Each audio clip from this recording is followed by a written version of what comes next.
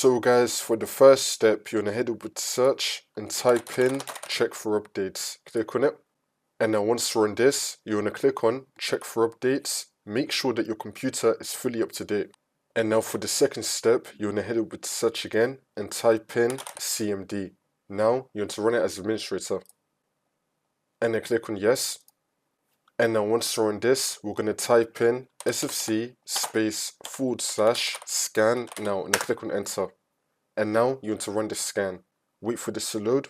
I'm going to skip the video to when the scan will be fully completed. And now once that's been done, we're now going to type in DISM /online /cleanup -image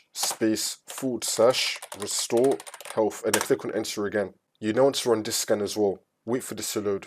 And now once that's been done, for the last step, you just want to restart your computer and then the problem should be fixed.